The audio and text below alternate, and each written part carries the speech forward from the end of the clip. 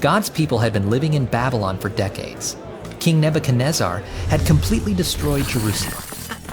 Many of God's people had died. Others lived in Babylon. Some of their children and grandchildren were born in Babylon and grew up there. But Babylon was not their home. Before God's people were taken away from Judah, God promised through the prophet Jeremiah that the exile would last 70 years. Then God would bring his people back to the land. At last, the time had come for God's people to go home. Cyrus, king of Persia, had taken over Babylon. God gave Cyrus an idea. Cyrus made an announcement. God wants me to build him a temple in Jerusalem. So let all of God's people go back to Jerusalem so they can rebuild the Lord's temple. Anyone who stays behind should give the travelers anything they need: gold and silver, animals, and gifts for God's temple. The exile was over. God's people were free to go back to their homes. God's promise was coming true.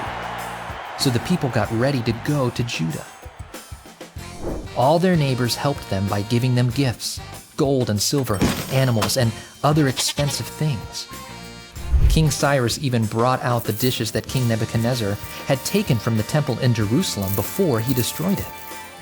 The king's treasurer counted them: 30 gold basins, 1,000 silver basins, 29 silver knives, 30 gold bowls, 410 silver bowls, and 1,000 other pieces. In all, there were 5,400 pieces of gold and silver.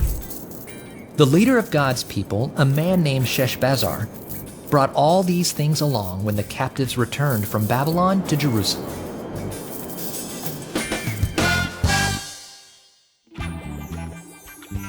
God always keeps his promises. God chose to use King Cyrus in his plan to graciously deliver his people from exile. King Cyrus' action to free the people reminds us of Jesus, when God chose to rescue sinners and bring us to our true home in his kingdom of grace.